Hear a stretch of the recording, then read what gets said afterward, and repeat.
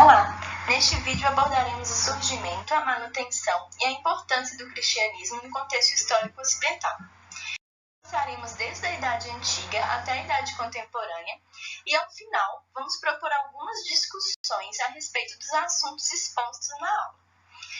Foi formado pelos alunos Camila Rodrigues, Gustavo Santos, Mariana Mendes, Matheus Vieira e Rafael Soares. Vamos destacar alguns pontos importantes da Idade Antiga. A Idade Antiga, ou Antiguidade, é um período da história que cronologicamente teve início por volta de 3.500 a.C., com o surgimento da escrita cuneiforme. E o fim da Idade Antiga data 476 d.C., com a separação do Império Romano do Ocidente. A legitimização do cristianismo como a religião oficial do Império Romano, ela se deu em duas etapas. A primeira com o imperador Constantino, em 325 d.C., o qual interferiu num conflito eclesiástico com a intenção de estabelecer a paz religiosa e estabilizar o Império Romano. Então, no dia 19 de junho, ele convocou um concílio em Niceia, com aproximadamente 300 representantes eclesiásticos.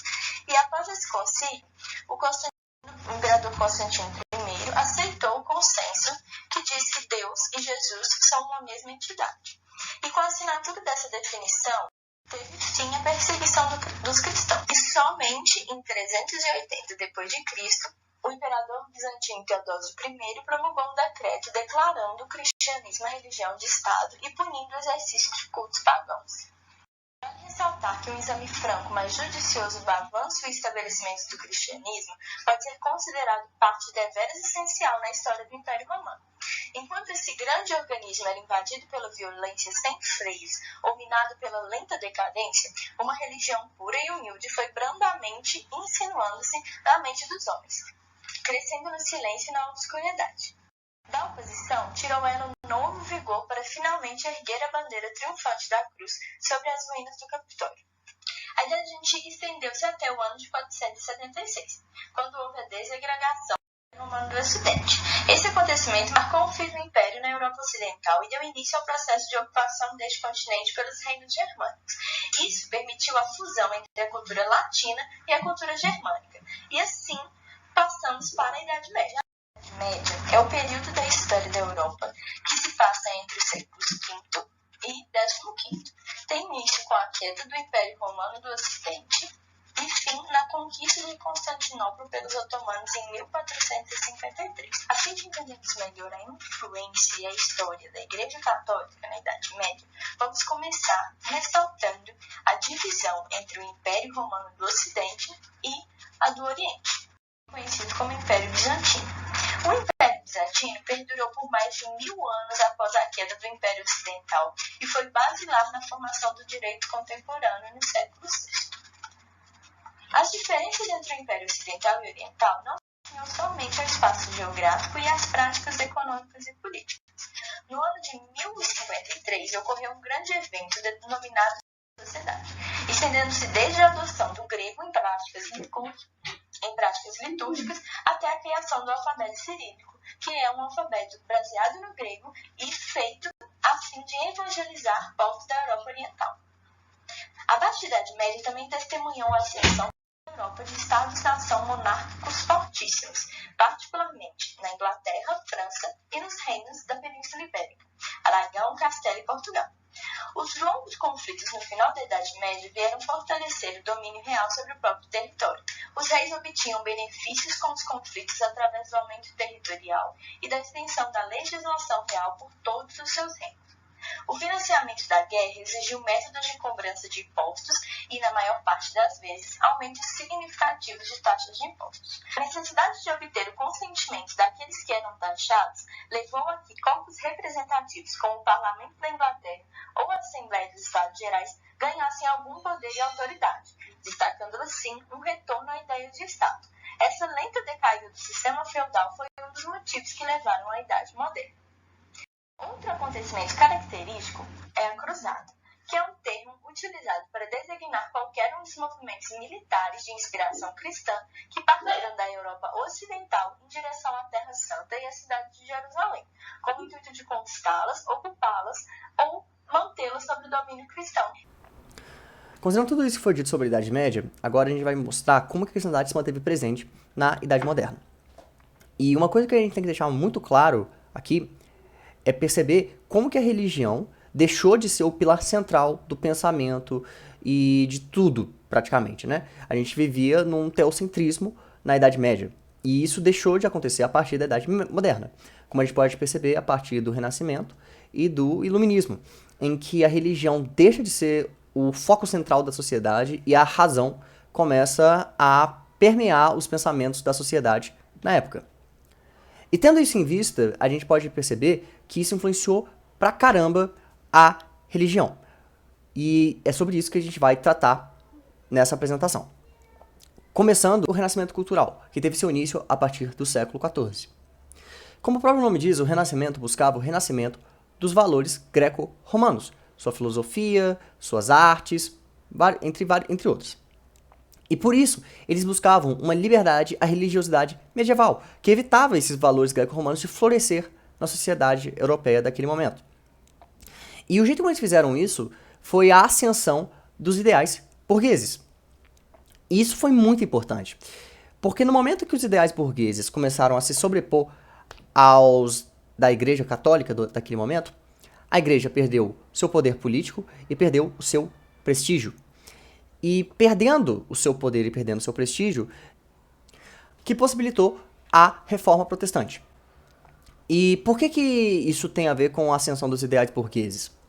Considerando que a sociedade estava com uma visão racional e antropocêntrica acerca das coisas que eles viam, foi natural de que essa visão fosse recair sobre a religião, já que ela tinha uma grande importância na época, considerando, né, a Idade Média, que tinha colocado a religião como um fator preponderante na vida das pessoas da Europa.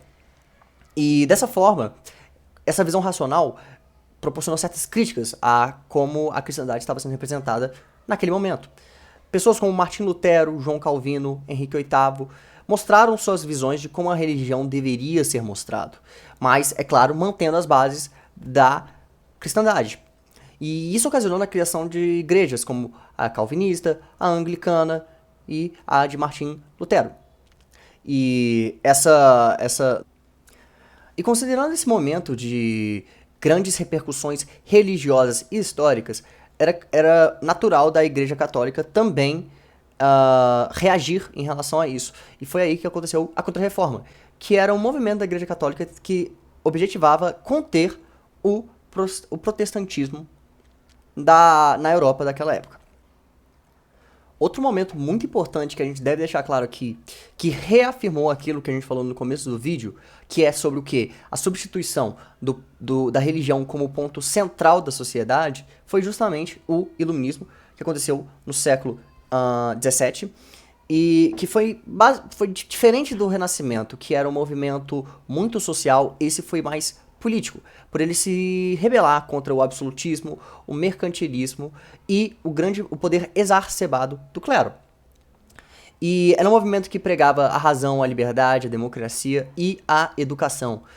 E foi um grande divisor de águas, porque reafirmava essa laicização do Estado, digamos assim. O Estado não era mais para ter um poder tão grande quanto o da Igreja. E o Iluminismo consolidou isso, e isso é uma das grandes relíquias que a gente tem da Idade Moderna. E outro momento histórico muito importante que a gente tem que deixar claro aqui foram as revoluções. No caso, a francesa e a inglesa. Uma coisa que a gente tem que deixar claro aqui é sobre como a cristandade influenciou a Revolução Inglesa. Porque, considerando o grande momento de revolta que a Inglaterra estava passando, o anglicanismo foi uma chave preponderante para acontecer a Revolução, já que um dos motivos das grandes revoltas da época era a insatisfação ao poder da Igreja. E considerando que o rei se autodeclarava anglicano e que a Igreja Católica tinha uma posse de enormes pedaços de terra, Henrique VIII tomou a posse dessas terras, já que elas eram terras enormes e que poderiam ser utilizadas a favor do Estado. Então, isso garantiu muita força para que a religião, para que a revolução acontecesse. O outro ponto que a gente pode comentar é sobre como a cristandade influenciou a Revolução Francesa, pois um dos fatores para o seu acontecimento foi a insatisfação social dos camponeses, da burguesia, em relação aos privilégios gozados pelo clero e pelo poder da igreja sobre o povo. Considerando tudo isso, a gente pode concluir que a Idade Moderna serviu, entre muitas coisas, ela serviu como essa quebra da hegemonia da igreja sobre a sociedade. Algo que foi muito marcante na Idade Média. Mas agora, na Idade Moderna, estava tendo o seu declínio. E como isso influenciou a Idade Contemporânea vai ser discutido a seguir. Para compreender as configurações que a cristandade, no caso cristandade no sentido de ser cristão ou de comunidade cristã em si, acabam assumindo a partir da Idade Contemporânea, é muito importante entender também o que aconteceu com muitas instituições religiosas cristãs, porque acabam sendo elas que influenciam a cristandade em algum nível. Então, a partir disso, é muito importante destacar que, com a Revolução Francesa, muitos estados, seja de forma imediata ou forma bem posterior à Revolução mesmo, acabam adotando ideais iluministas que vieram ali da Revolução. Nesse sentido, se destaca a questão do secularismo, que é basicamente a defesa de que o Estado e a Igreja devem ser separados. Né? E além disso, muitos estados se tornam laicos, isto é, ficam completamente neutros em relação a questões religiosas. Então, a partir disso, inicia-se o que se chama de secularização, que é basicamente o processo em que a religião em si perde espaço e influência em diversos meios da vida social e cultural, além de perder fiéis. Então percebe-se que formou um cenário de enfraquecimento significativo das instituições religiosas e um golpe à própria cristandade em si, no sentido em relação à forma que ela estava configurada até então. E a situação fica ainda mais complexa quando, ao longo do século XIX, se fortalecem algumas correntes políticas que contestam cada vez mais a influência religiosa na política em geral. É o caso do liberalismo e do marxismo, por exemplo. E, nesse sentido, a religião cristã, a cristandade em si, vai se voltando cada vez mais para o âmbito privado. Então, o cristianismo continua muito forte no âmbito privado, né? E apesar de todos os desafios, ele acaba não desaparecendo completamente do meio político na prática. Porque, primeiro que surgem, né, e continuam a existir movimentos abertamente religiosos políticos, né, às vezes até partidos políticos religiosos. Além disso, é importante destacar que, quando muitos estados nacionais se formaram lá na Idade Moderna, eles estabeleceram também identidades nacionais. Um Estado nacional tem identidade nacional que se refere ao seu povo nacional. E parte dos valores estão incluídos nessas identidades, né, no caso são diversas, são valores cristãos. Então, na cultura europeia, acaba continuando muitas influências de valores cristãos, mesmo de forma mais indireta. E com a colonização, muitos desses valores foram impostos a outras regiões do mundo, seja pelo discurso civilizador em si, pelos missionários, mas foram impostos. E mesmo na Idade Contemporânea, no contexto do neocolonialismo e do imperialismo, mesmo que essa imposição direta, explícita, não estivesse lá, ainda existia sim uma certa imposição de valores eurocêntricos ao resto do mundo. E com isso eram impostos também valores cristãos. E mesmo com todas as dificuldades na Europa E no Oriente, por exemplo, o cristianismo consegue solidificar muito em países periféricos. Nesse caso, se destaca principalmente os países latino-americanos. E a partir disso, né, desse contexto das igrejas da cristandade assumindo uma nova forma em um novo lugar no mundo, na Idade Contemporânea, interessante destacar que em 1948 é fundado o Conselho Mundial de Igrejas, que é basicamente uma organização de cunho internacional que reúne mais de 340 denominações e igrejas cristãs. No caso, estão inclusas nessa quantia grande parte das igrejas ortodoxas e uma quantidade considerável também de vertentes protestantes. A Igreja Católica em si, oficialmente, não faz parte desse grupo, mas mantém diálogos constantes com ele. E esse conselho, ele basicamente se propõe a atualizar a igreja em si e sua prática em um novo contexto. E a partir disso, esse grupo ele vai se engajar em muitas causas sociais, inclusive de minorias, e também em causas ambientais.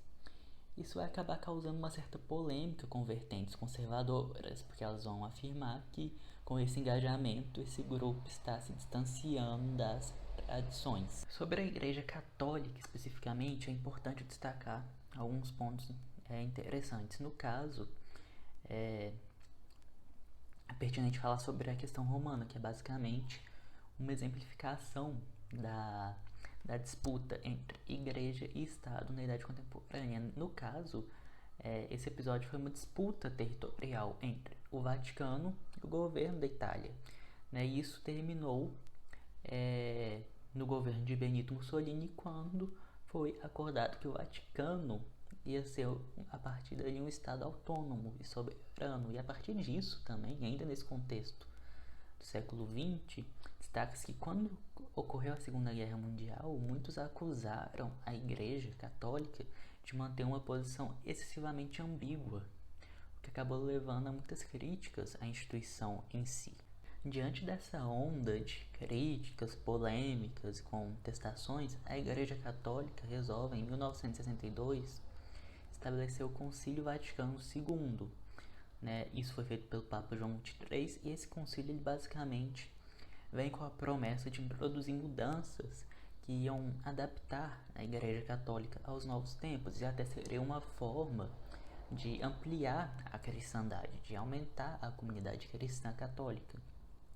Entre as medidas desse concílio destaca-se, por exemplo, a decisão de que agora o padre ele ia ministrar a missa em língua local e ia se aproximar mais do público. Então, é uma tentativa de aproximar a instituição em si de seus fiéis. Alguns vão criticar esse concílio afirmando que ele não foi longe demais. Ele não implementou tantas mudanças quanto seriam necessárias. Já outros vão chegar e falar que esse concílio cedeu muito ao secularismo e também que ele havia abandonado algumas tradições.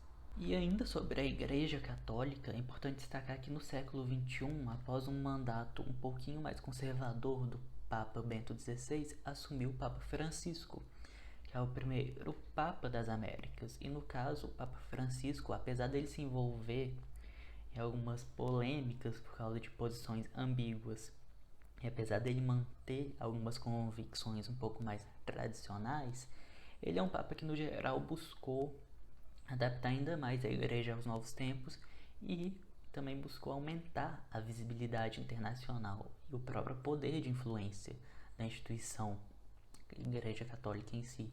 Essa é uma forma, no geral, de também tentar ampliar e reforçar a própria cristandade católica, né? A própria comunidade cristã católica. Movimento que pode ser definido nas palavras de George Mardison como militante, antimodernista, protestante e evangélico.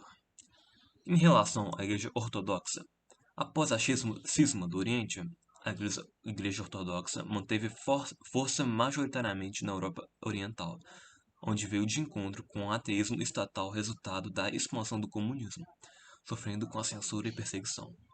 Entretanto, após décadas de pressão sobre a URSS, a Igreja Ortodoxa Russa experiencia um crescimento substancial. O número de dioceses mais do que triplicou de 1988 para os anos atuais. No Oriente Médio, a Igreja Ortodoxa representa cerca de 40% do credo religioso na região. As práticas antigas da Igreja Ortodoxa são realizadas nos dias de hoje, assim como nos dias antigos. Tanto que a autoridade máxima, desde sua fundação, continua sendo o Santo Sínodo Ecumênico. Atualmente, são cerca de... Nem todas têm autocefalia reconhecida por todas as demais igrejas. Por 14 igrejas ortodoxas autocéfalas, ou seja, que têm autonomia dentro da hierarquia e, dessa maneira, autoridade interna e independente.